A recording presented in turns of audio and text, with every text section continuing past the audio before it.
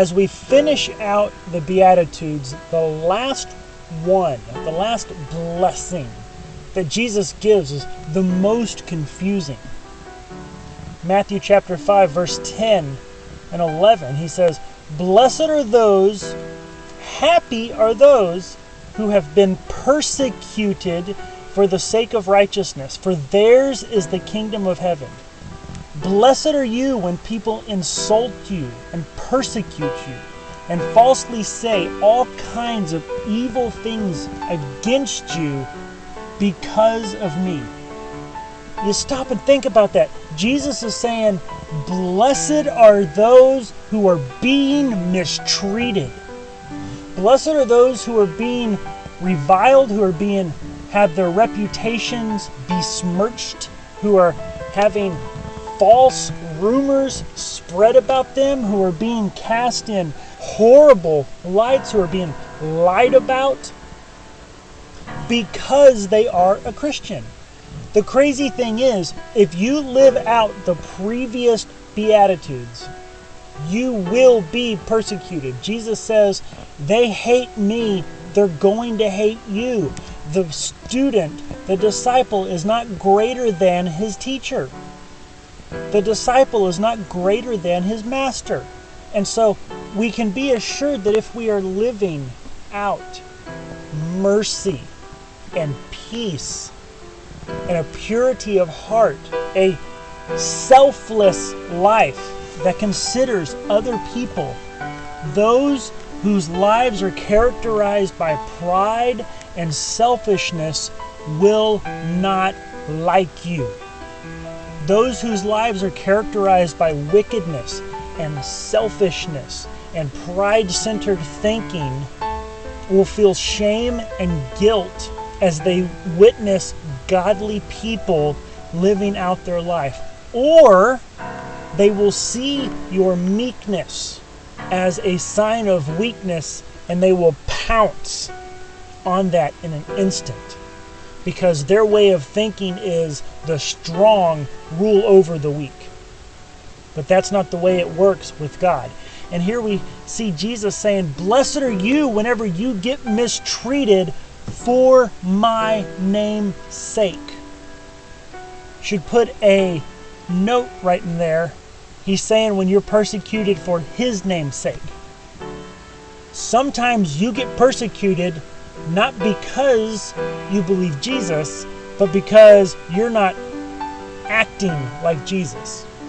Okay, sometimes people don't like you because you're just being a jerk.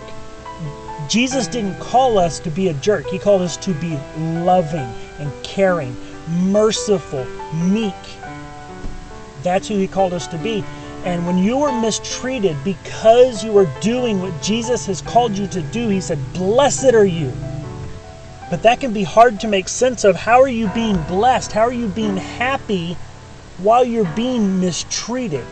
If you turn to Acts chapter 16, what you see is Paul and Silas have been arrested, or they've been out preaching the gospel, and the wicked people in the town decide they don't like it. So Acts 16, starting in 22, it says, the crowd rose up together against them, and the chief magistrates tore their robes off and tore the robes off of Paul and Silas, and then proceeded to order them to be beaten with rods. When they had struck them with many blows, they threw them into the prison, commanding the jailer to guard them securely. And he, having received such a command, threw them into the inner prison and fastened their feet in stocks. But about midnight, Paul and Silas were praying and singing hymns of praise to God.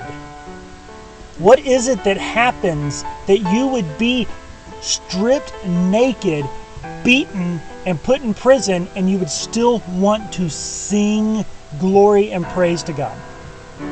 Jesus tells us what this is.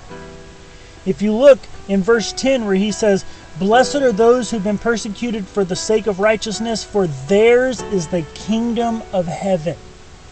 Or if you look at verse 12, after he said, blessed are you who are persecuted for my name's sake, he says, rejoice and be glad. Here's why we rejoice. Here is why we can be happy and blessed while we are being mistreated. for your reward in heaven is great. On multiple occasions, Paul proclaims that he doesn't care what happens to him in this life because he is looking forward to the next life. Even if you get to live to be 80 or 90, those few decades on this planet, in this life, in this existence, are nothing compared to eternity. We have been created as eternal beings. Our souls live on.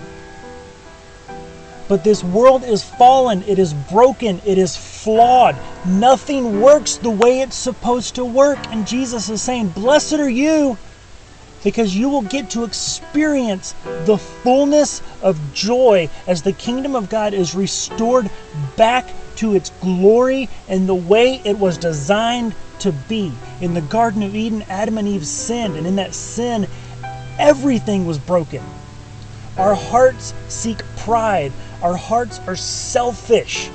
Out of that one sin comes all of the violence and mistreatment and pettiness and bitterness and the things that drag us down in this world.